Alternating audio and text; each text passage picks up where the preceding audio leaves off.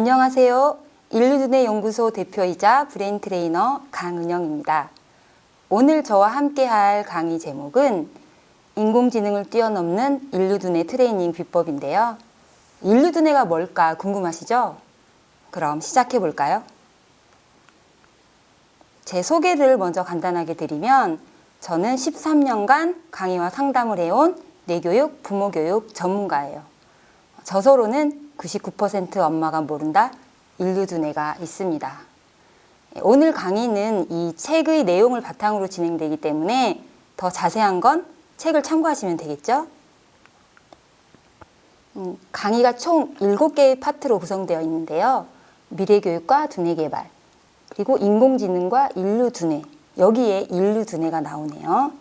또 브레인 시프트라는 용어가 나오는데 다소 생소하실 텐데 본격적인 강의에서 그 의미를 알아보도록 하겠습니다. 제1강 미래교육과 두뇌개발입니다. 저는 20세기 사람이고요. 제 아이들은 21세기 사람이에요. 이 강의를 듣고 있는 부모님들 마찬가지일 텐데요. 급변하는 21세기에 큰 변화가 없는 것이 바로 우리나라의 교육입니다. 저는 중고등학교 시절에 하루 종일 책상에 앉아 공부를 했었어요. 그런데 얼마 전 중학교 2학년 아들이 시험 공부하는 걸 보고 깜짝 놀랐습니다. 30년 전이랑 공부 방식, 교재, 심지어 시험 유형까지 거의 똑같더라고요. 21세기 아이들이 여전히 20세기 교육을 받고 있는 겁니다. 그런데 우리 부모님들은 자신들이 그렇게 해왔고 또 공부 잘하는 사람이 인정받는 시대에 살아왔기 때문에 우리 아이들에게 똑같이 강요하고 있어요. 미래학자인 엘빈 토플러가 2007년에 방한을 했는데 이런 말을 했다고 합니다. 한국에서 가장 이해하기 힘든 것은 교육이다. 하루 15시간을 미래에 필요하지 않을 지식을 배우기 위해 또 존재하지도 않는 직업을 위해 허비하고 있다. 한국의 교육제도는 산업화 시대의 인력을 위한 것이다. 지금은 무슨 시대일까요? 네, 4차 산업혁명 시대라고 하죠. 이제 4차를 넘어서 5차까지 이야기하고 있는데요. 우리나라의 산업화는 6, 70년대에 시작되었는데 미국 사람이기 때문에 아마 서구 기준으로 한 말일 겁니다. 몇 백 년 전 교육이라는 이야기겠죠. 그렇다면 21세기에 맞는 교육, 4차 산업혁명 시대에 맞는 교육은 어떤 모습이어야 할까요? 4차 산업혁명 시대는 인공지능 시대라고 하죠. 인공지능이 지식노동자인 화이트칼라, 즉 의사, 약사, 변호사, 교사 등의 일자리를 빼앗고 있습니다. 더 이상 많은 지식이 경쟁력이 될 수 없다는 이야기인데요. 그래서 우리 아이들에게도 21세기에 맞는 교육이 필요하겠죠. 그렇다면 우리가 아이들을 학원으로 몰아넣는 이유가 뭘까요? 전문직, 좋은 직업을 갖는 게 뭐 궁극적인 목표는 아니지만 현실적으로 보면 그렇죠. 선진국은 어떨까요? 급변하는 시대에 발맞춰 교육혁명이 일어나고 있습니다. 20세기 교육을 상징하는 학교라는 틀이 깨지고 있는데요. 가장 대표적인 곳이 바로 미네르바 스쿨. 4년제 대학인데 캠퍼스가 없고 100% 온라인 수업에 학생들은 7개의 나라에 퍼져 있는 도시에 살면서 각 지역별로 프로젝트를 진행한다고 해요. 또 하버드, 예일, 스탠퍼드 등의 명문 대학은 강의를 인터넷에 공개함으로써 지식 위주의 강의를 완전히 폐지했고요. 대신 철학적 사고를 글로 쓰고 나누는 교육을 하고 있습니다. 또 동아시아에 주입식 입시 교육을 정착시킨 주범인 일본은 150년 만에 교육혁명을 단행했는데요. 입시교육 제도를 아예 폐지를 하고 국제 바칼로레아, IB라는 걸 도입했습니다. 스위스에서 시작된 IB는 책을 읽고 토론하고 글을 쓰는 그런 교육과정입니다. 결론적으로 말씀을 드리면 21세기의 미래교육의 방향은 이렇습니다. 20세기 교육의 틀은 깨지고 인간의 고유한 가치와 철학은 높아져야 한다는 거죠. 또 인간만이 지닌 고유의 역량을 높이고 무한한 창조성을 이끌어내는 교육이 필요하다고 전 세계 석학들도 권고하고 있습니다. 저는 개인적으로 코로나19 사태가 우리나라에도 교육의 혁명을 가져오는 계기가 될 수 있기를 바라고 있습니다. 여러분 아이들 지금 대부분 온라인 수업하죠. 또 재택근무하는 분들도 많을 텐데요. 우리가 아주 오랜 시간 동안 불편을 감수하면서 과연 인간답게 사는 건 어떤 것인가? 또 행복이란 무엇인가 하는 삶에 대해 진지하게 고민해보는 기회를 갖고 있어요. 가정에서부터 변화가 일어난다면 교육 환경과 제도도 분명히 바뀔 거라고 생각합니다. 리미트리스와 루시라는 영화 보셨나요? 인간의 뇌가 100% 가동되면 어떤 일이 벌어지는지를 다뤘는데, 그렇다면 우리는 평상시에 뇌를 몇 %나 사용할까요? 과학자들은 기능적으로 100% 사용한다고 주장하는데요. 잠재적인 측면에서 보면 불과 5에서 10% 정도밖에 사용하지 않는다고 해요. 뇌 사용량이 증가한다는 것은 1000억 개의 신경세포들이 연결되고 통합된다는 건데, 이때 뇌의 효율성과 생산성이 극대화되면서 천재성이 드러나게 됩니다. 물론 이 영화들에서처럼 불가능하지만 우리가 주목할 것은 바로 교육을 통해 뇌 사용량을 늘릴 수 있는 건지, 또 평범한 아이를 천재로 키울 수 있는가에 있죠. 천재하면 아인슈타인이 대표적이죠. 아인슈타인의 뇌를 연구했더니 신경세포의 밀도가 높고 수학 및 공간 지각 능력을 담당하는 두정엽이 15% 정도 넓었다고 합니다. 그런데 최근에는 일반인이나 천재의 뇌가 별 차이 없다고 주장하는 과학자들이 많아요. 아인슈타인이 이런 말을 했다고 해요. 나는 똑똑한 것이 아니라 단지 문제를 더 오래 연구할 뿐이다. 그의 천재성은 타고났다기보다 끊임없는 노력과 탐구 정신에 의해 형성됐을 가능성이 크다고 합니다. 부모의 교육에 의해 천재가 된 대표적인 사례로 칼비테 교육법을 들 수가 있는데요. 칼비테는 미숙아로 태어난 그 발달장애 아들을 세계적인 천재 법학자로 키워냈어요. 그의 아들은 12세에 세계에서 가장 어린 박사학위 소지자로 기네스북에 등재되었는데요. 이 칼비테 주니어가 아버지에 대해 남긴 글을 보면 아버지가 항상 칭찬으로 아들에게 성취감과 자긍심을 심어주었다고 해요. 덧셈과 뺄셈을 처음 익힌 날 작은 파티를 열어서 그동안의 노력을 축하해 줬는데 그날을 잊을 수 없다고 합니다.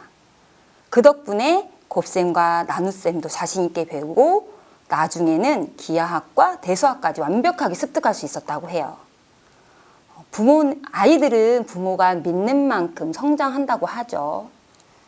칼비테는 평범한 아이도 영재로 자랄 수 있고 그 믿음이 아이의 잠재력을 깨운다고 믿었습니다. 결론적으로 말씀드리면 모든 아이들은 천재의 싹이 있습니다. 다만 우리 현실이 획일화된 인재를 키우고 있는 건데요. 그래서 이제는 공부를 잘하는 아이가 아니라 머리를 잘 쓰는 아이로 키워야 합니다. 그러기 위해서는 먼저 내 아이가 천재라는 완전한 확신이 필요해요. 잘 믿어지지 않으시죠? 제 강의를 끝까지 들으면 아마 어떤 말인지 감이 올 겁니다. 구체적인 트레이닝법들은 뒤에서 차차 살펴보도록 할게요.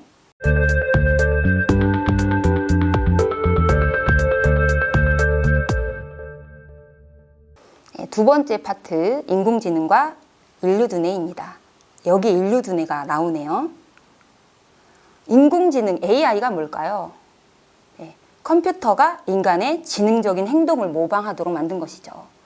현재까지 개발된 인공지능은 특정 분야에 특화된 약 AI인데요. 대표적인 인공지능 몇 가지를 살펴볼게요. 2012년에 슈퍼비전이라는 인공지능이 세계 최대 이미지 인식 경연대회 참가에 우승을 차지합니다. 10만 장의 사진을 1000개의 카테고리로 분류하는 건데요. 압도적인 성적이었다고 해요. 그로부터 1년 뒤 켄쇼라는 인공지능이 출연하는데 월스트리트에서 600명의 트레이더가 한 달 동안 할 일을 얼마 만에 끝냈을까요? 네, 겨우 3시간 20분 만에 끝냈다고 해요. 그 결과 어떻게 됐을까요? 네, 아이비리그를 졸업한 공부 천재들 598명이 해고되고 단 2명만 켄쇼에 보조로 남았다고 해요. 참 씁쓸하죠. 그리고 인공지능 의사인 왓슨은 암 진단 정확도가 무려 90에서 100%에 이른다고 합니다. 환자들이 인간보다 더 편안하게 믿고 여기며 의지한다고 해요. 게다가 인공지능 변호사, 약사, 또 최근에는 교사까지 등장했다고 해요. 우리나라에는 2016년에 알파고 충격이 오죠. 이세돌과 바둑 대결을 하는데 알파고는 스스로 진화를 거듭해서 그 바둑에 대한 모든 것을 깨치고 이미 은퇴를 했더라고요. 이 충격 이후에 우리나라에 인공지능 도입이 본격화되고 있는데 이 의사인 왓슨 그리고 변호사는 물론이고 또 온라인 쇼핑에서는 챗봇이 상담을 해주고요. 또 AI 스피커. 처음엔 이 스피커가 굉장히 기계음 같았는데 요즘에는 점점 사람 목소리처럼 자연스러워지고 있더라고요. 또 아이들은 이 스마트폰 속에 인공지능과 대화하면서 놀아요. 질문을 하거나 끝말잇기 같은 걸 하면서 이렇듯 인공지능은 점점 우리 생활에 자연스럽게 스며들고 있는데요. 지금의 초중학교 학생들이 성인이 되었을 즈음에는 인공지능에게 일자리를 많이 빼앗긴다고 합니다. 전문가들은 65% 정도라고 보는데 더 늘어날 수도 있겠죠.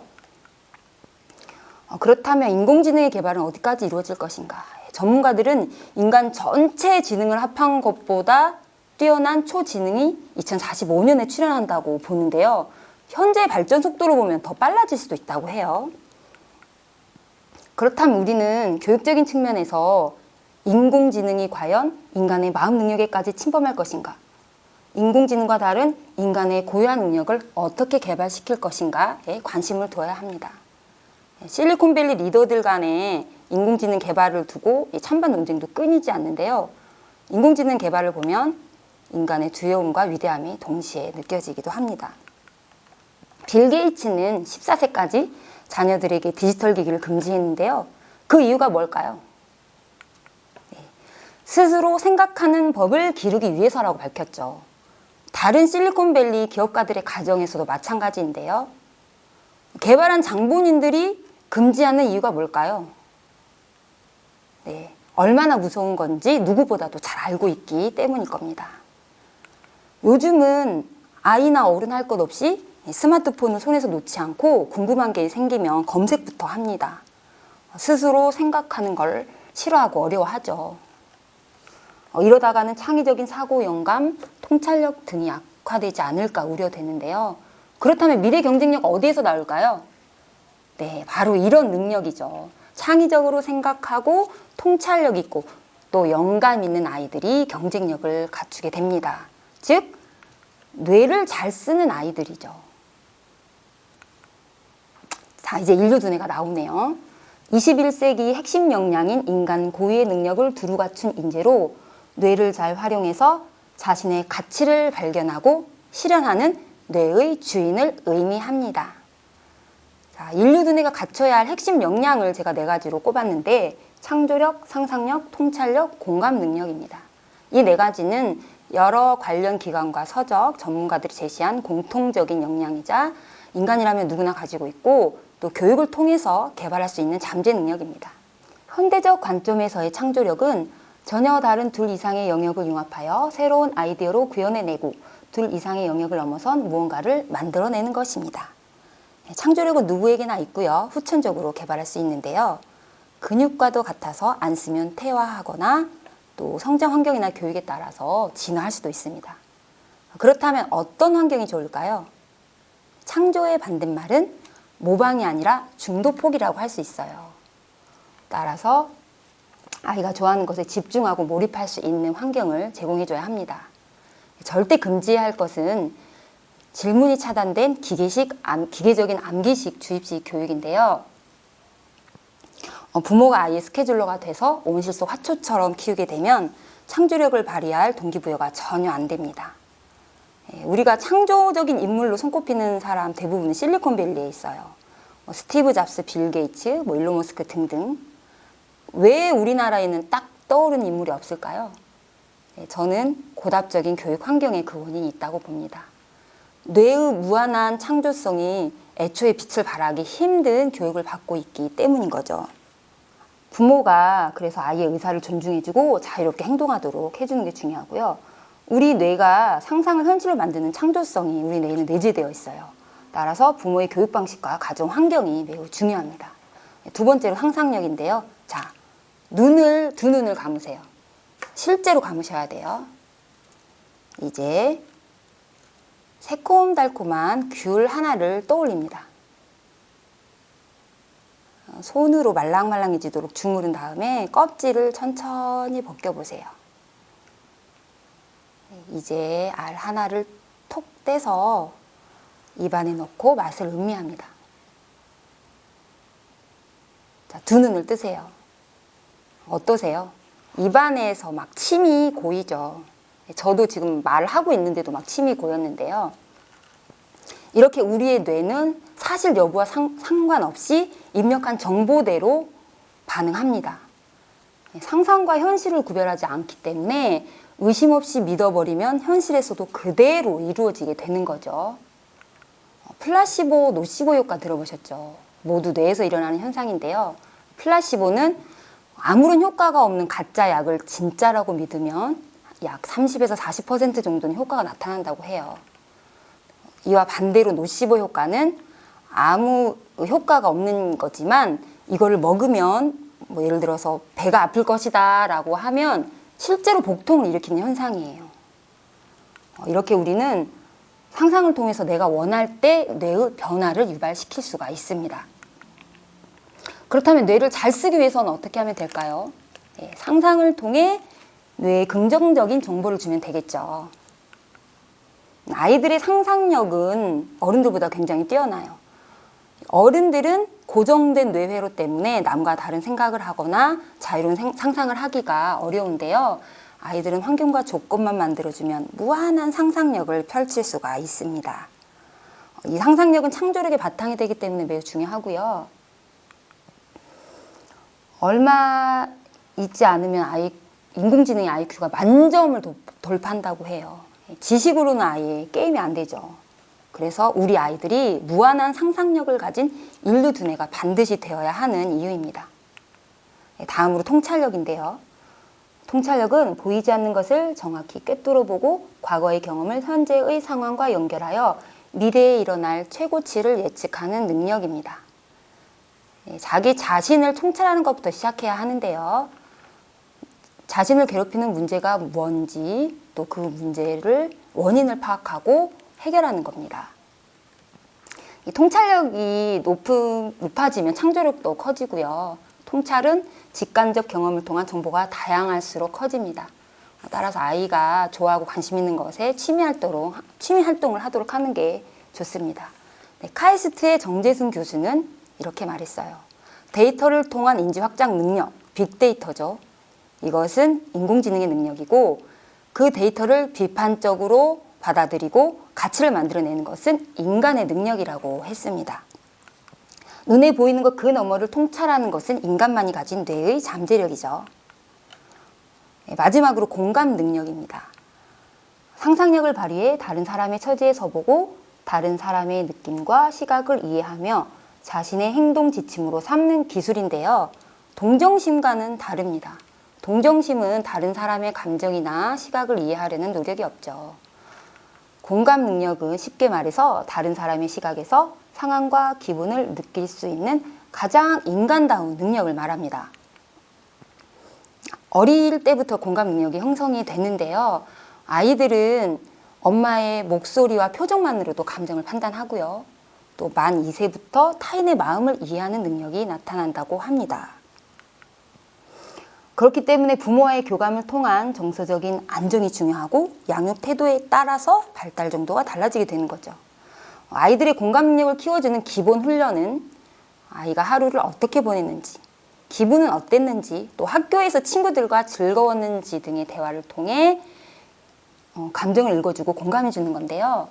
또 독서를 하고 나서 역할극 등을 하거나 책을 읽어줄 때 등장인물들의 처지를 공감해 줄 수 있도록 하는 게 좋고요. 연극이나 영화 관람 등도 하는 게 좋겠죠. 지금까지 살핀 4가지 핵심 역량을 갖춘 인재를 한 문장으로 표현해 보겠습니다. 자유롭게 상상하고 비판적으로 사고하며 본질을 꿰뚫어 관찰하고 타인의 입장에서 새로운 가치를 창조해내는 사람이라고 할 수 있어요.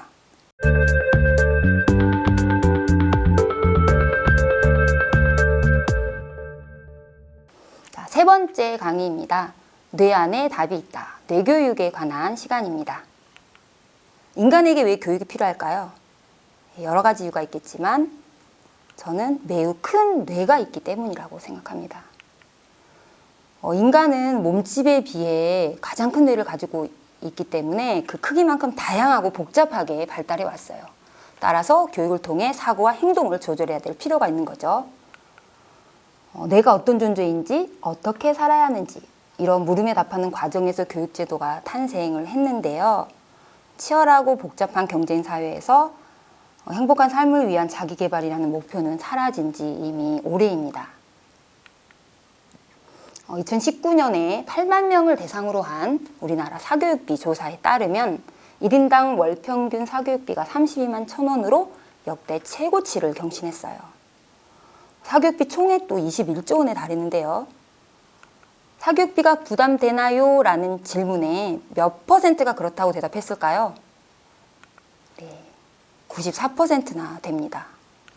또 4,000명을 대상으로 사교육을 시키나요? 라고 조사를 했어요. 여기에는 몇 퍼센트가 답했을까요? 무려 98%입니다. 100%가 아닌 게 다행인가요? 사교육을 시키는 이유를 보면 남들보다 앞서 나가려고가 25%, 남들이 하니까 불안해서 23%, 내 아이의 인생에서 남이 주인공이 되어버린 겁니다. 부담되는데도 사교육을 계속 시키는 이유가 뭘까요? 남들 다 하는 걸 내 아이만 안 시키자니 우리 애만 뒤처질까 봐 불안한 거죠. 그렇다면 아이들에게 어떤 교육을 시켜야 할까요? 아무런 대책 없이 무작정 사교육을 시키지 말라고 하면 안 되는 거잖아요. 답은 바로 뇌 안에 있습니다.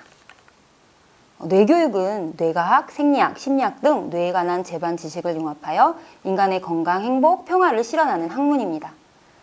체험 중시 프로그램으로 철저하게 구성되어 있고요. 홍익 인간 양성을 목표로 하고 있어요. 홍익 인간은 우리나라의 교육 이념이기도 하죠. 나는 누구인가, 어떻게 살아야 하는가에 대한 화두가 인공지능 시대에 대두되고 있는데 이에 대한 답이기도 합니다. 나뿐만 아니라 다른 사람, 모든 사람에게 이로운 그런 삶을 살게 되는 거죠. 고대 선도 문화에 뿌리를 두고 미국, 유럽, 일본, 중국 등 전 세계로 보급되어 인정받고 있습니다.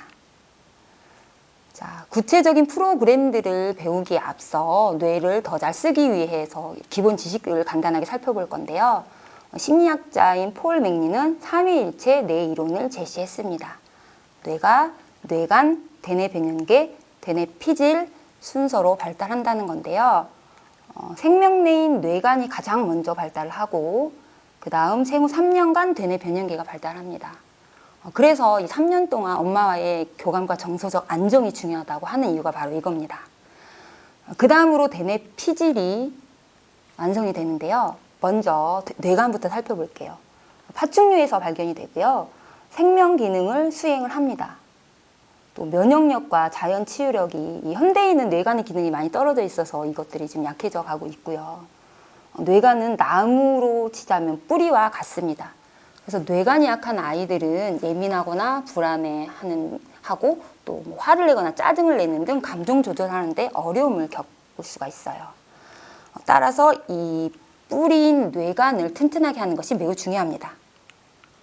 다음으로 대뇌 변연계입니다. 성욕, 식욕 등 본능적인 욕구와 관계 있고 감정이 발생하는 곳이죠. 표유류에서 발견이 되고요. 이 변연계에는 편도체라는 곳이 있는데 희로애락을 관장하고 감정을 인식하고 생성하는 곳입니다. 이 변연계는 사춘기 때 거의 완성이 되는데요. 이 변연계 발달이 늦은 아이들은 편도체가 매우 민감하게 반응을 해요. 이 편도체는 공격성, 흥분, 공포에 반응하기 때문에 이 사춘기 때 욱하거나 또 충동적인 행동을 하는 경우가 종종 발생하죠. 이 변연계는 생각뇌 밑에 있기 때문에 또 억압되어 있고 짓눌려 있는 경우가 굉장히 많아요. 그래서 억눌린 변연계를 위해서 과거의 부정적 감정을 정화하고 긍정적인 감정을 강화해야 합니다. 이 뇌교육에서 가장 중요하게 생각하는 부분입니다. 마지막으로 대뇌 피질. 이 생각뇌는 판단하고 분석, 종합, 창조하는 영역으로 인간에게만 존재하는 곳입니다. 바로 AI가 넘보는 영역이죠. 이 뇌가는 무의식적으로 작용을 하는데 우리 생명활동은 의식하지 않아도 저절로 이루어지잖아요. 그런데 변연계와 대뇌 피질은 의식적으로 작동하기 때문에 주인으로서의 역할이 굉장히 중요합니다. 즉, 생각이나 감정은 내가 스스로 조절할 수 있다는 거죠. 이 대뇌 피질은 발달 순서상 가장 늦게 발달하기 때문에 사춘기 아이들이 욱하거나 충동적인 행동을 보이는 경우가 많아요. 두뇌 발달 단계에서 보면 당연한 거죠.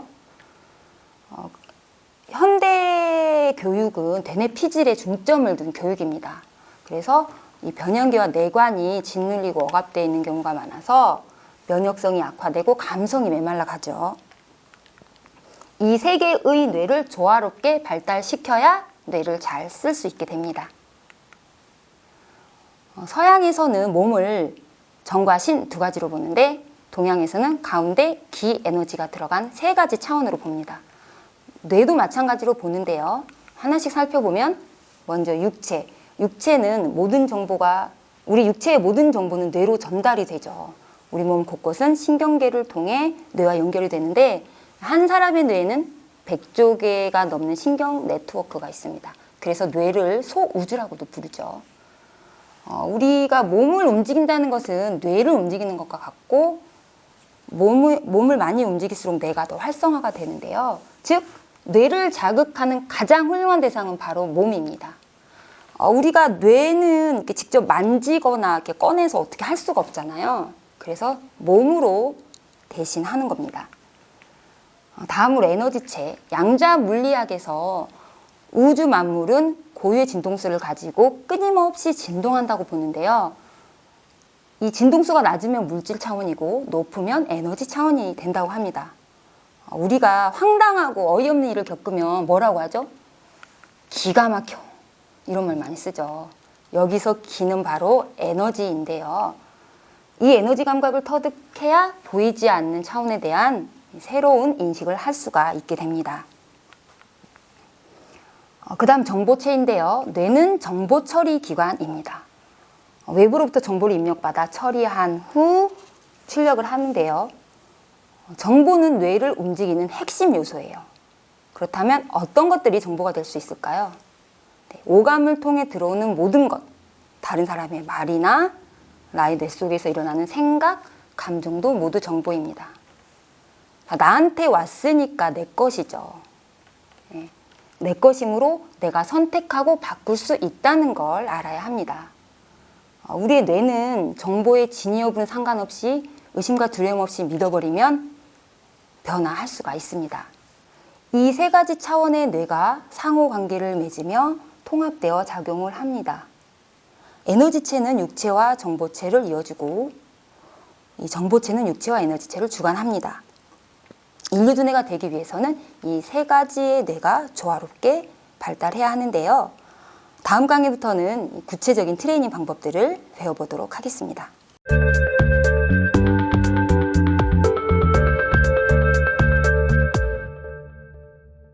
브레인 시프트를 위한 5단계 홈 트레이닝 시간입니다. 브레인 시프트라는 용어가 나왔는데요. 이 용어는 제가 제일 먼저 사용한 개념인데 인류 두뇌가 되기 위한 홈 트레이닝 방법을 일컫습니다. 뇌를 단순히 생물학적 기관으로 보는 게 아니라 개발하고 활용하여야 할 대상으로 본다는 시프트, 일종의 방향 전환을 의미합니다. 5단계 프로그램에 앞서 브레인 시프트를 잘 하기 위한 법칙을 살펴볼 건데요. 보스, 브레인 어퍼레이팅 시스템, 뇌 운영 시스템 5법칙입니다. 첫 번째로 깨어 있어라. 지금 여기 현재에 집중하는 것으로 생각이나 감정에 빠지지 않고 행동하라는 겁니다.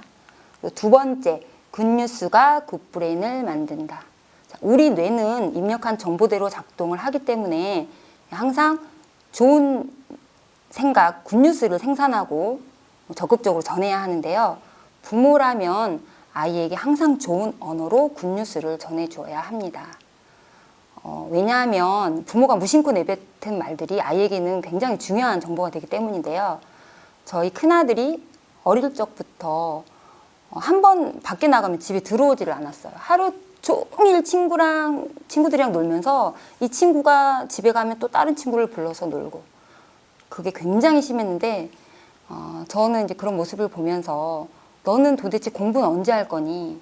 친한 친구가 도대체 누구야? 이렇게 윽박지른 적도 있었는데요.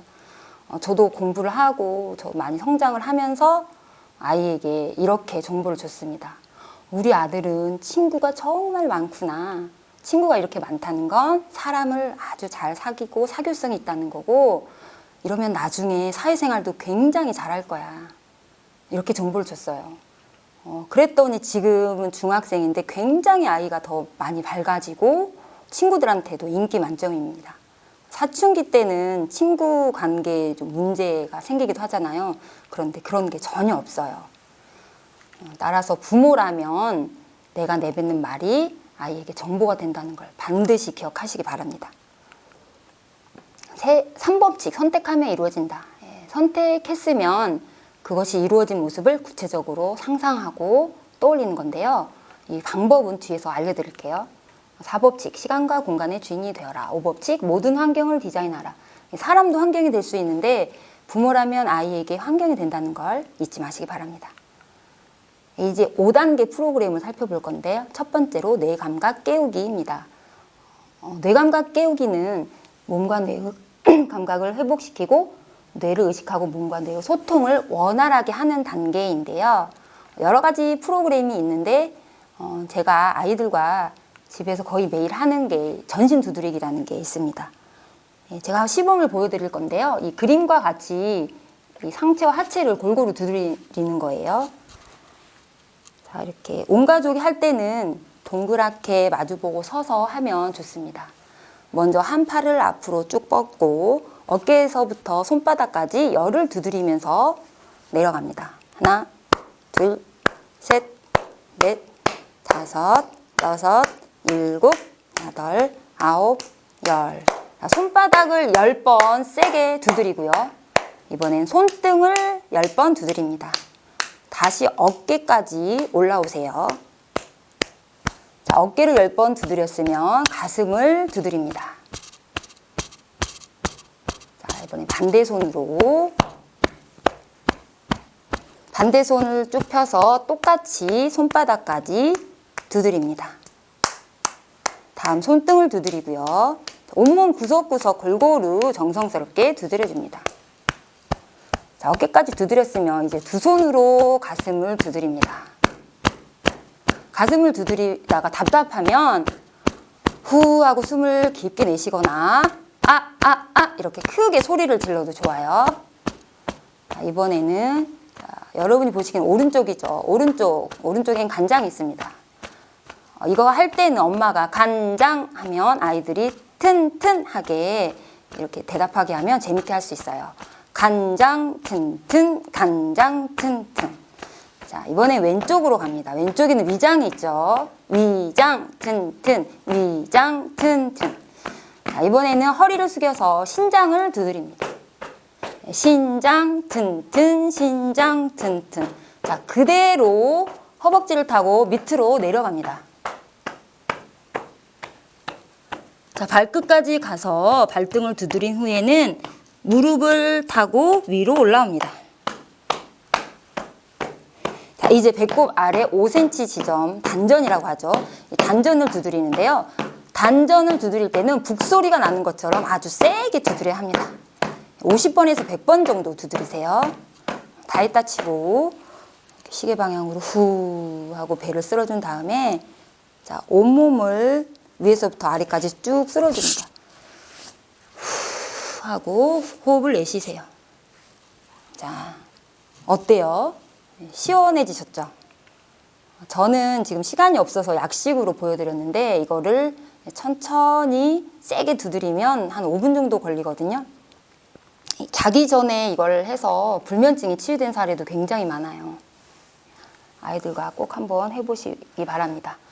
머리가 나쁘면 몸이 고생한다는 말이 있는데 과학적으로는 몸을 쓰지 않으면 머리가 고생한다는 말이 맞다고 해요. 우리 아이들의 머리가 고생하지 않도록 몸을 많이 쓰고 이런 몸의 감각을 느낄 수 있도록 해주시기 바랍니다. 2단계로 뇌 유연화하기인데요. 이 단계는 굳어진 뇌 회로를 유연하게 하고 뇌 세포 간의 커뮤니케이션을 활성화시키는 단계입니다.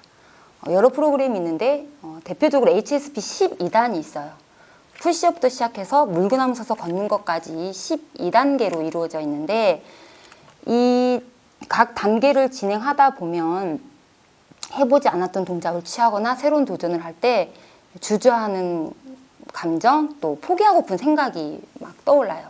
이 순간이 굉장히 중요합니다. 이 순간을 잘 이겨내면 인내심과 도전 정신이 커지고요.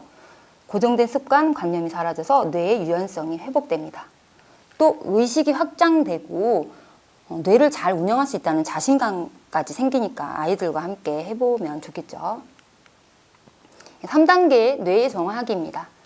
뇌 기능의 활성화를 저해하는 부정적인 정보나 피해의식, 기억이나 감정을 정화하는 단계인데요.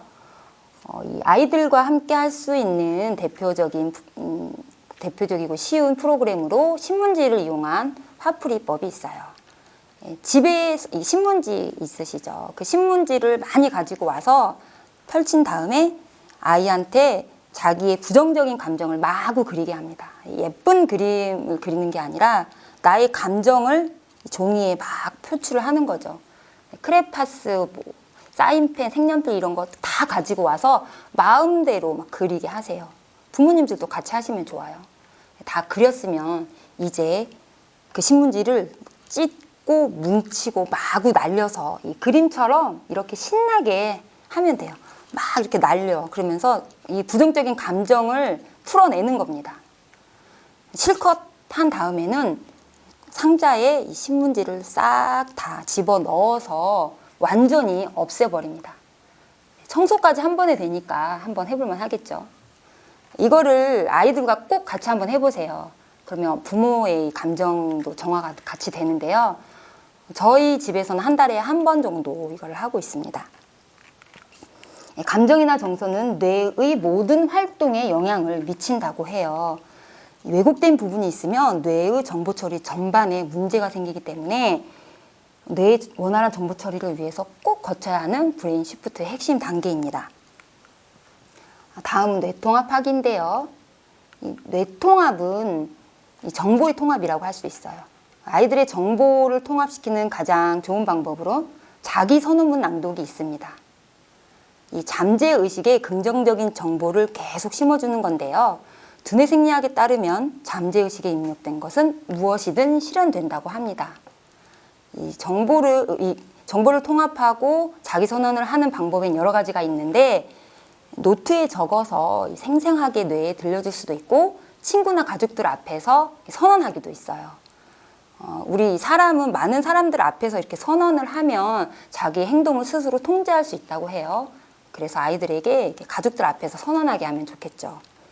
자기 선언문을 작성할 때는 주의사항이 있는데요. 첫째, 긍정적으로 말하기. 둘째, 단정적으로 말하기. 셋째, 나라는 주어 넣기. 그래서 아이가 만약에 학급 회장 선거에 출마하고 싶다. 그럴 때 이 출마 전까지 자기 선언문을 만들어서 지속적으로 선언하게 하는데 이 세 가지를 주의해서 만들면 나는 올해 학급 회장 선거에서 반드시 당선된다 라고 하면 됩니다. 구체적인 목표가 만약에 없다면 나는 할 수 있다. 나는 멋있는 사람이다. 나는 무한한 가능성을 가지고 있다와 같은 긍정적인 말도 좋겠죠. 자, 5단계의 뇌의 주인 되기입니다. 선택하는 주체가 되는 단계인데요. 4단계에 걸쳐 훈련한 것들을 본격적으로 실행하는 단계입니다. 4단계까지가 운전면허증을 따는 과정이었다면 5단계는 이제 직접 운전하는 과정이라고 할 수가 있어요. 이 통합된 뇌를 100% 활용하기 위해서는 강력한 비전이 필요한데요. 이 비전에 4가지 요건이 있습니다. 첫째, 생각을 복잡하게 할 필요가 없을 만큼 단순할 것, 오해의 여지가 없을 만큼 명료할 것, 시간과 에너지를 투자할 만큼의 현실성이 있을 것, 100% 에너지를 쏟을 만큼 매력적일 것. 이 4가지에 주의해서 비전을 세웠으면 이제 구체적인 계획을 일별, 주별, 월별, 연도별로 작성을 하고요. 실천해 나가는데 언제든지 수정하고 보완할 수 있습니다. 자, 이런 과정을 거치면 인생을 디자인하는 감각이 생성이 돼요. 아이가 자기 주도적인 아이로 성장할 수가 있게 되는 거죠.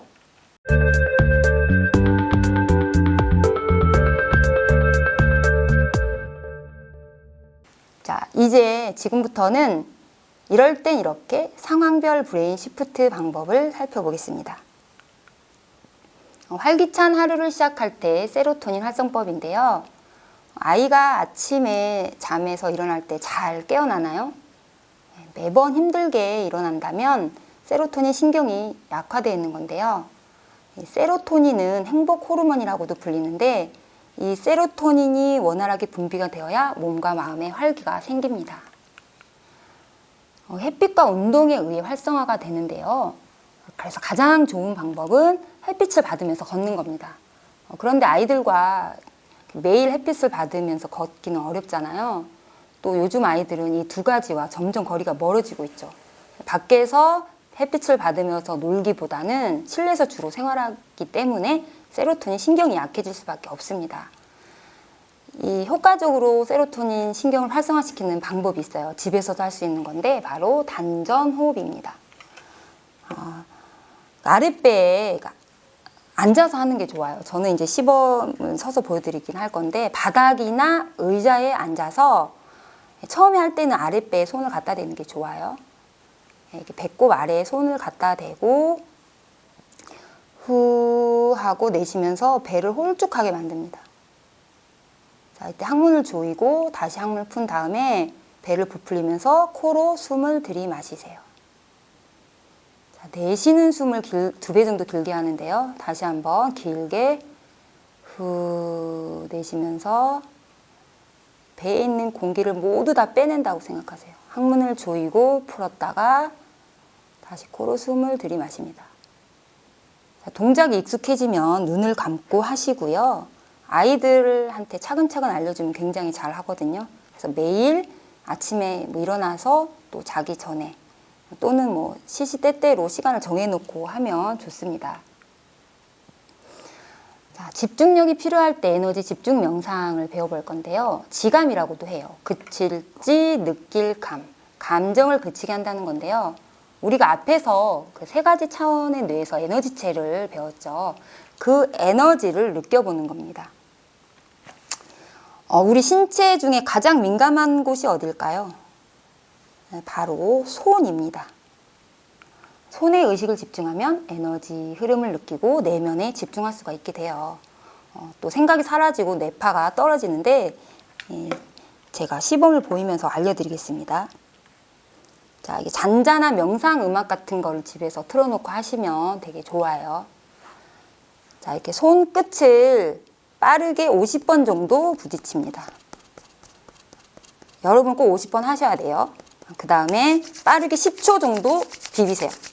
아주 세고 빠르게.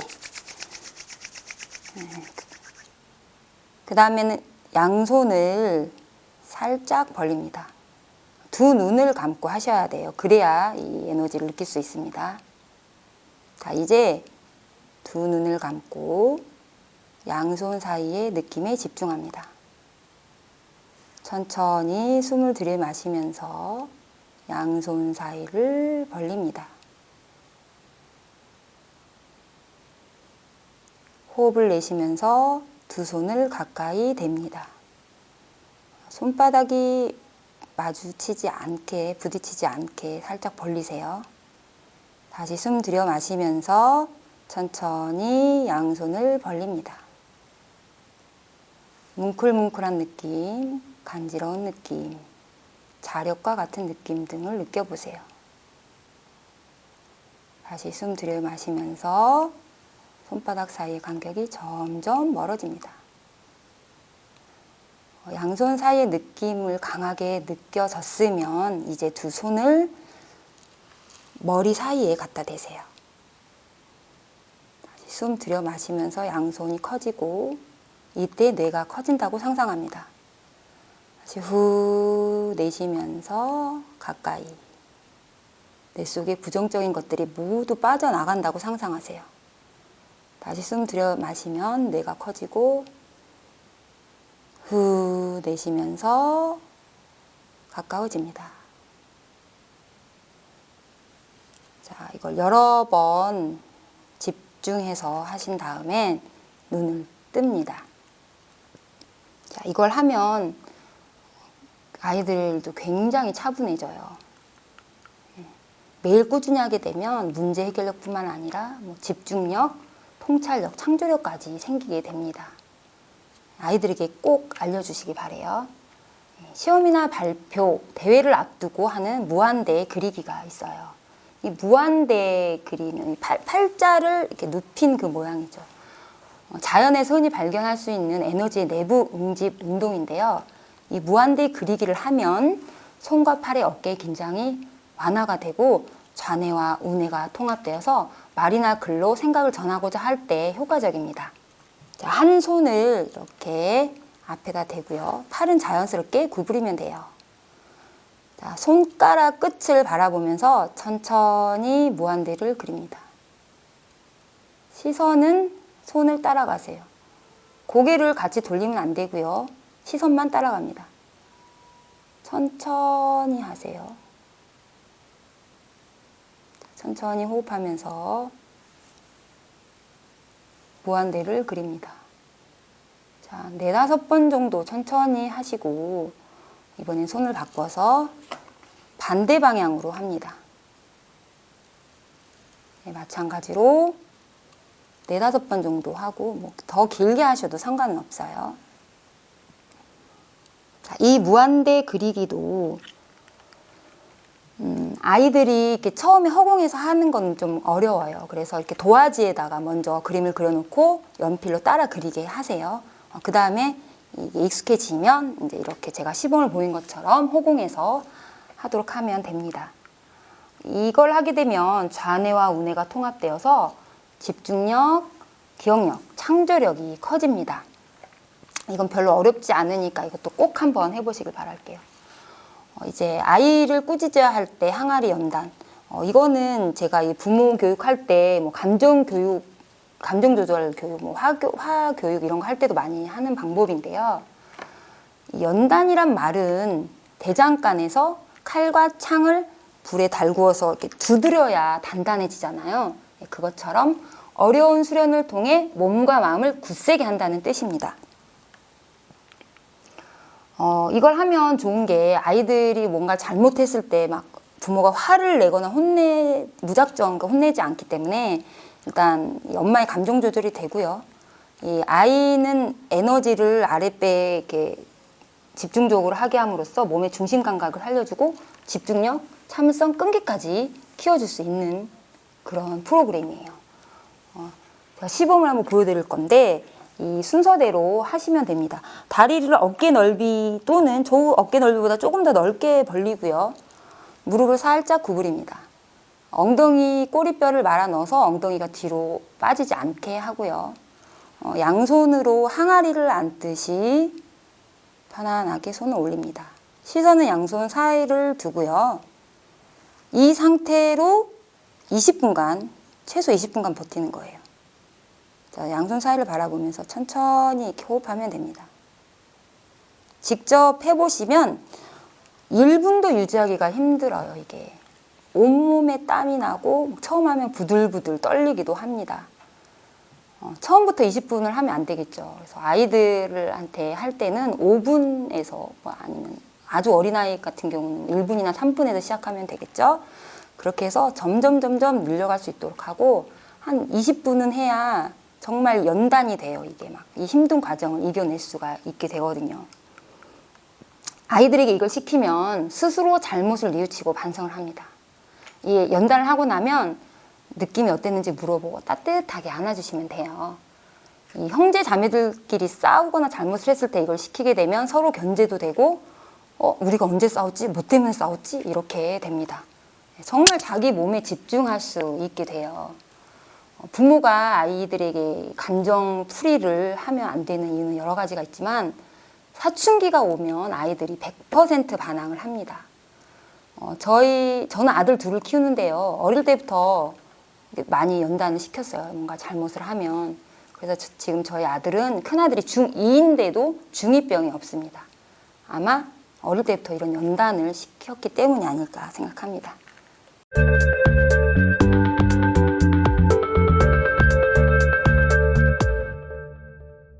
네, 상황별 브레인 시프트 방법 두 번째 시간입니다. 자, 여러분 양손을 깍지를 한번 껴보세요. 자, 어느 손이 위에 있나요? 자, 저는 이렇게 왼손이 위에 있어요.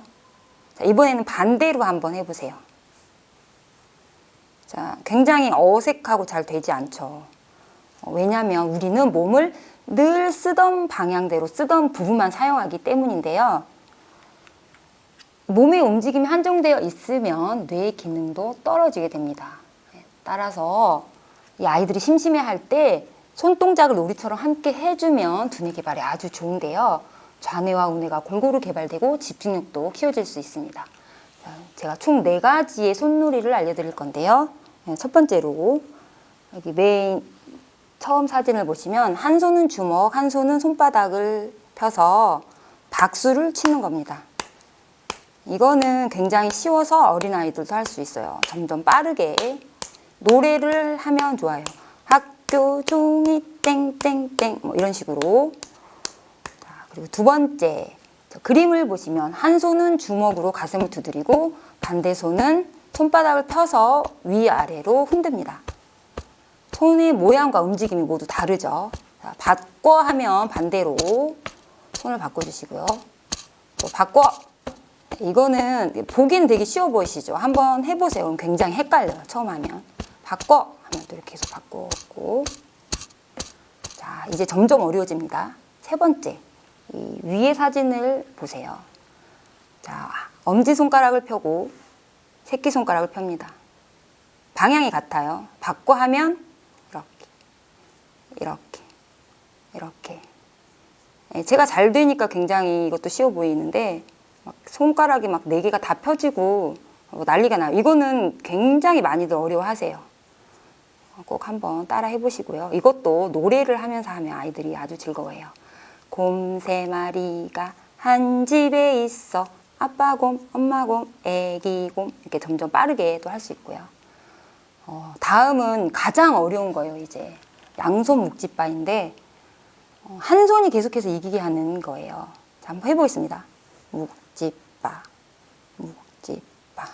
자, 어때요? 한 손이 계속해서 이기고 있죠? 이번엔 반대로 한번 해볼게요. 묵지바. 자, 저는 이거를 생각하지 않고 그냥 해요. 왜냐하면 이미 뇌회로가 형성되어 있기 때문입니다. 이런 것들은 아이들과 함께 굉장히 재미있게 할 수가 있죠. 꼭 한번 알려줘 보세요.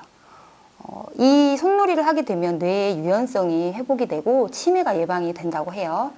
우리가 습관적인 일을 할 때는 뇌가 거의 움직이지 않습니다. 그런데 이런 새로운 일을 할 때는 뇌의 여러 영역에 불이 켜진다고 해요. 그래서 이 손놀이를 하면 뇌의 불이 반짝반짝 켜지겠죠. 다음은 친구 관계가 어려울 때 스마일 브레인입니다. 웃으면 복이 온다. 웃는 얼굴에 침 뱉으랴. 이런 속담이 있죠. 여러분들을 하루에 몇 번이나 웃으세요?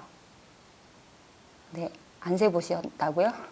어린아이들은 하루에 300에서 500번 정도 웃는다고 해요. 반면에 어른은 겨우 7번에서 10번이라고 합니다. 더 적게 웃는 것 같기도 하고요.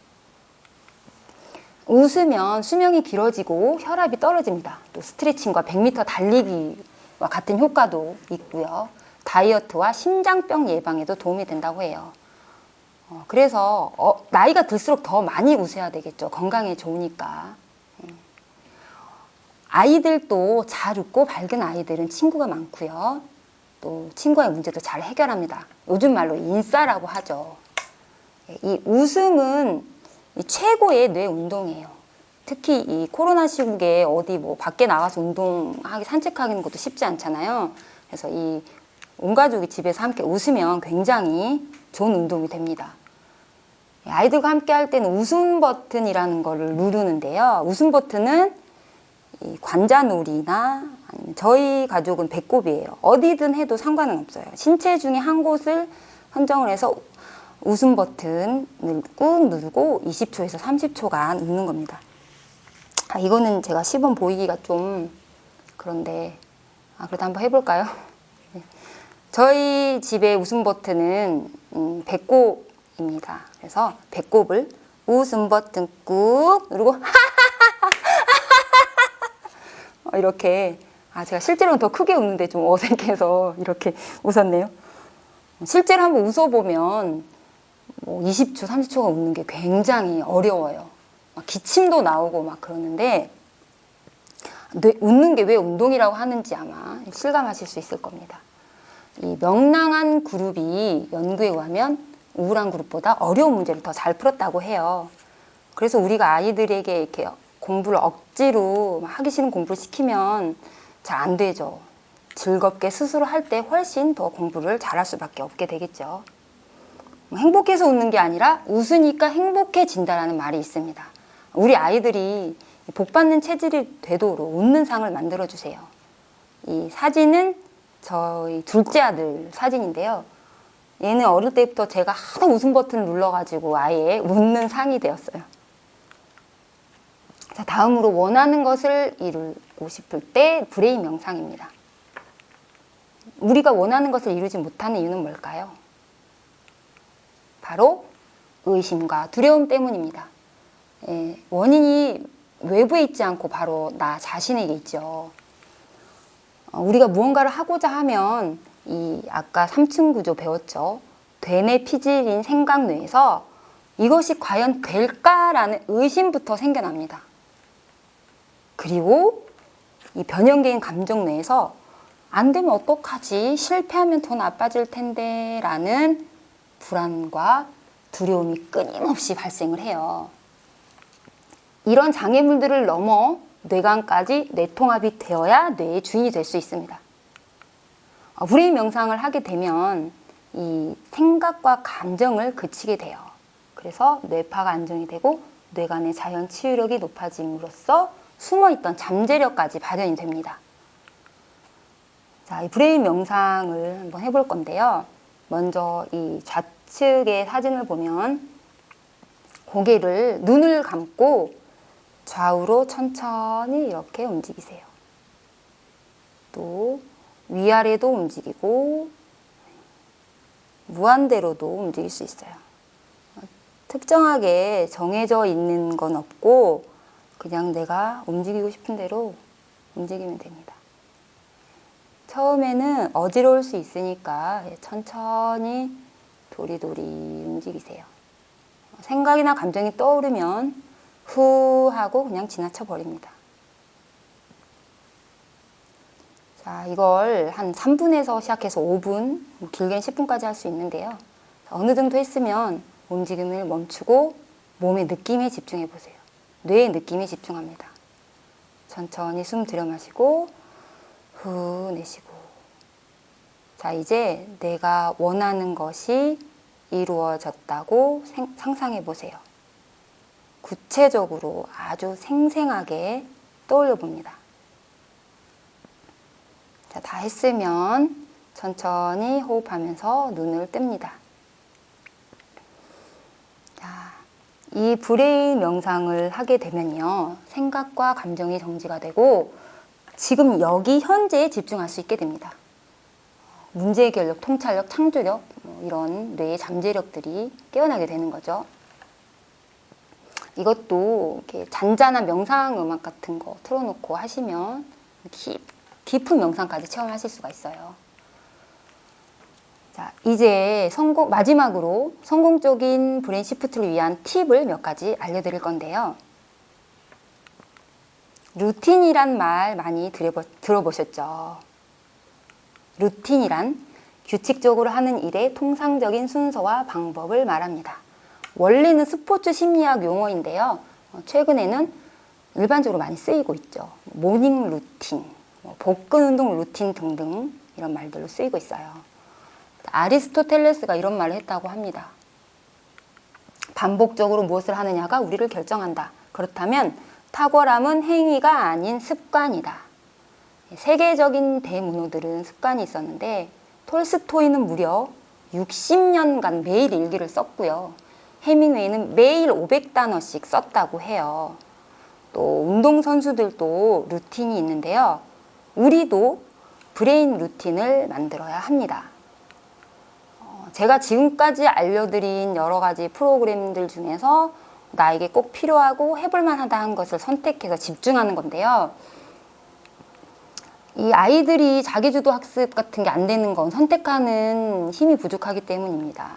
이 선택에도 연습이 필요한 건데요. 부모님이 먼저 두세 개 정도를 선택하세요. 그래서 아이가 한 가지, 그 다음에는 아이가 한 가지를 선택해서 매일 일정한 시간에 루틴으로 하게 합니다. 저는 브레인 루틴이 매일 아침 새벽 5시에 일어나서 브레인 명상, 또 그 지감, 그리고 무한대 그리기, 단전호흡 이런 것들을 합니다. 그리고 아이들이 일어나면 같이 웃음 수련을 하고요. 또 자기 전에는 전신 두드리기를 합니다. 또 큰아이는 자기 혼자서 또 그 브레인 명상을 하고요. 매일매일 그냥 하는 거예요. 특별한 일이 없는 한. 이렇게 루틴을 선택과 집중적으로 하게 되면 스스로 시간과 감정을 관리해서 자기 주도적인 아이로 성장할 수 있게 됩니다. 부모는 아이의 거울이다라는 말이 있죠. 우리 뇌에는 거울신경세포라는 게 있어요. 그래서 아이들이 타인보다는 가족을 더 모방하게 되는데, 왜냐하면 관찰자와 행위자가 더 닮았을 때 활성화되기 때문입니다. 그래서 우리 부모님들이 아이에게 뭔가 바라는 게 있으면 내가 먼저 하면 돼요. 저희 동네에 인사를 굉장히 잘하는 아이가 있어요. 하루에 저를 3번 보면 3번 다 인사를 합니다. 저는 처음에 나를 몰라봐서 그러나 라고 생각을 했는데, 알고 봤더니 그 부모님 2분 다 인사를 굉장히 예의 바르게 잘하는 분들이었어요. 아이가 부모님한테 보고 배운 거죠. 그래서 저도 그 뒤로 저도 아이들이 어른들한테 인사를 잘하는 게 굉장히 좋더라고요. 그래서 제가 먼저 특히 아이들과 있을 때는 인사를 더 밝게 진심으로 이렇게 인사성 바르게 인사를 합니다. 여러분도 뭔가 이렇게 아이에게 원하는 게 있으면 먼저 해보세요. 이 그림을 보시면 아빠가 하는 대로 아이가 그대로 따라하죠. 우리가 그 아이들에게 요즘에 보면 스마트폰, 휴대폰 그만 봐 이런 말들 많이 하시잖아요.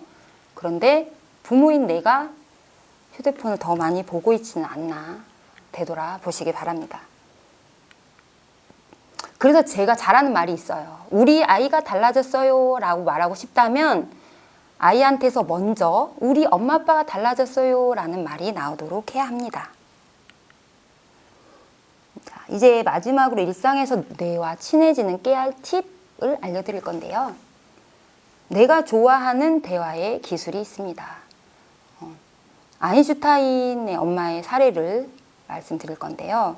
아인슈타인은 만 4세까지 말을 잘 못했고 학교에서는 수학과 과학을 제외한 모든 과목에서 낙제를 받았다고 합니다. 선생님이 어느 날 아인슈타인 엄마를 학교로 오라고 해서 이런 말을 했어요. 더 이상 당신의 아들을 가르칠 수 없습니다. 다른 아이들에게 방해가 되니까 데리고 가세요. 이렇게 말했대요. 자, 여러분 담임 선생님이 어느 날 전화를 해서 이런 학교 오라 그래서 이런 말을 하면 어떨 것 같으세요? 아이에게 어떤 말을 하실 거예요? 아인슈타인 엄마는 이렇게 말했다고 합니다. 너는 다른 아이들과 다르게 매우 특별해. 넌 특별하니까 꼭 훌륭한 사람이 될 거야. 라고 했다고 해요. 굉장히 훌륭한 어머니죠. 네. 꼭 훌륭한 사람이 되진 않더라도 만약에 엄마가 혼내거나 화를 냈다면 어땠을까요? 너 왜 학교에서 선생님 말도 안 듣고 친구들 방해되고 왜 그러니? 뭐 이렇게 했다면 아이는 어떻게 됐을까요? 네. 둔재, 낙제생이 되었겠죠. 내가 좋아하는 대화의 기술이 있어요. 혼내는 대신 상태를 설명하고 정보를 알려준다. 예를 들어서 아이들에게 아이가 놀기만 하면 막 이런 말을 막 하고 싶죠. 공부는 언제 할 거야? 커서 뭐가 되려고 그러니? 그럼 그때는 꾹 참고 지금 10시야. 취침 전까지 모든 일을 끝내야 해. 이렇게 상태를 설명하고 정보만 주면 됩니다. 아주 객관적으로 잘 되지 않지만 한번 노력해 보세요. 그 다음에 너 대신에 나라는 말을 사용한다. 나 전달법이라고 하죠. 아이가 말을 안 들으면 너 자꾸 엄마 말 안 들을래? 이렇게 얘기가 막 튀어나오는데 아무 생각 없이 하면 그렇게 무심코 말을 내뱉게 되죠. 대신에 내가 이야기하면 귀 기울여서 말을 들어줬으면 좋겠어. 주어가 너가 되면 지적당하고 비난당한 느낌이 굉장히 강하게 들어요. 그래서 아이들은 오히려 회피하고 말을 더 안 듣게 되는데 엄마가 이래. 나는 지금 기분이 어떻고 내 생각은 이래 라고 전달을 하면 아이들이 굉장히 말을 잘 듣습니다. 자, 세 번째, 아이가 알 수 있는 쉬운 언어를 사용한다. 자기가 할 일은 스스로 해야지 이렇게 얘기를 하면 애들은 자기가 할 일이 뭐고 또 스스로 하는 게 어떤 건지 어린 아이들일수록 특히 잘 몰라요. 그래서 구체적으로 이렇게 말해 주는 게 좋습니다. 옷장에서 옷을 찾아 입고 책과 준비물은 가방에 챙겨. 그리고 네 번째, 절대라는 말을 자주 사용하지 않는다. 넌 절대 잘못을 인정하지 않는구나 라는 말 대신 누구나 실수할 때가 있단다 라고 말을 해주는 게 좋아요. 자, 일상에서 뇌와 친해지려면 뇌와 대화하는 게 중요한데 뇌한테 물어봐. 뇌가 뭐라고 얘기했어? 라고 말을 해주시는 게 좋아요. 저희 둘째 아들 사례가 있는데 지금 초등학교 4학년인데 얘가 장애가 있어서 걸음을 이렇게 잘 못 걷고 발달이 굉장히 느려요. 또래보다 모든 면에서 많이 부족한데 얘가 초등학교 1학년에 입학을 했습니다. 일반 학교에 일반 아이들이랑 같이 다니는데 어떤 한 아이가 툭툭 건드리고 때리고 뭐 그랬다고 해요. 1학기 때. 근데 아이가 며칠을 참다가 저한테 얘기를 했습니다. 저는 그 말을 듣고 엄청 고민을 했죠. 담임 선생님께 말씀을 드릴까? 아니면 다행히 그 아이 엄마를 제가 아는 사람이어서 아이 엄마한테 말해서 해결할까 고민을 하다가 이거를 어떻게 해결하느냐에 따라서 우리 아이 앞으로 학교 생활이 결정될 것 같은 이런 예감이 딱 들더라고요. 엄마가 해결해주면 또 아이가 안 보는 데서 저희 아이를 괴롭힐 수 있고 그렇게 되잖아요. 근본적인 해결책이 안 돼요. 그래서 고민 끝에 아이에게 이렇게 말했습니다. 뇌한테 물어봐. 어떻게 할지. 너의 뇌가 답을 알고 있어. 한번 물어봐. 그리고 나서 잠시 후에 제가 아이한테 물었어요. 뇌가 뭐라고 얘기했니? 라고 했더니 아이가 초등학교 1학년인데 제가 직접 얘기할게요. 이렇게 했어요. 뭐라고 얘기할지 물어보진 않았는데 다음 날이 됐어요. 엄청 궁금하죠, 결과가. 아이가 하교하자마자 물어봤습니다. 뭐라고 얘기했어? 어떻게 됐어? 했더니 아이가 이렇게 얘기했대요. 너 이유 없이 그렇게 친구를 때리고 괴롭히는 건 나쁜 짓이야. 너 자꾸 그러면 5학년인 우리 형아가 가만 안 둔대. 이렇게 얘기했다고 해요. 그 뒤로 이 아이의 괴롭힘은 아주 말끔히 사라졌습니다. 아이가 스스로 해결했죠. 그리고 또 내가 좋아하는 말이 있어요. 사랑해, 고마워, 행복해, 넌 할 수 있어. 이런 말들을 자주 해주시고요. 뇌라는 말도 자주 사용하면 좋아요. 뇌야 잘 자, 뇌야 잘 잤니? 뭐 이렇게 저희는 뭐 이름 부르지 않고 항상 이렇게 얘기합니다. 자기 전엔 뇌야 잘 자, 아침에 일어나면 뇌야 잘 잤니? 라고 일상에서 뇌라는 말을 계속해서 일부러 제가 사용을 해요. 또 아이들이 뭐 웃거나 뇌를 잘 쓰면 우리 아들 뇌가 웃고 있네. 반짝반짝 빛이 나는 황금뇌다. 뇌를 아주 잘 쓰네. 이렇게 얘기를 해주고요. 반대로 뭐 짜증을 내거나 막 뭔가를 이렇게 잘 못할 때는 뇌가 까매지고 있어. 계속 그러면 뇌가 아파질 거야. 라고 이야기를 합니다. 뇌와 친해지면 뇌를 잘 쓸 수 있게 되거든요. 그래서 아이들이 뇌와 친해지게 하는 게 가장 중요합니다. 자, 이제 진짜 마지막으로 인류두뇌를 한 번 더 볼 건데요. 앞에서 살펴본 이런 인간 고유의 능력을 두루 갖춘 인재로 가치를 발견하고 실현하는 뇌의 주인이라고 했습니다. 제가 알려드린 이 방법들이 사실 뭐 이미 알고 있는 것들도 있고 보면 별거 아닌데 이게 무슨 인류두뇌 비법인가 싶기도 하실 거예요. 그런데 제가 앞서 강조했듯이 매일매일 꾸준히 그리고 오래도록 깊게 체험하면 정말 뇌의 잠재력들이 깨어나거든요. 저는 실제로 저의 아이들에게서 이제 그 가능성을 보고 있기 때문에 또 이렇게 강하게 말씀드릴 수 있습니다. 따라서 제가 말씀드린 이 트레이닝 방법들을 일상에서 꼭 실천하셔서 아이뿐만 아니라 엄마, 아빠, 온 가족 모두 인공지능을 뛰어넘는 인류두뇌가 되기를 간절히 바라겠습니다. 이상입니다. 감사합니다.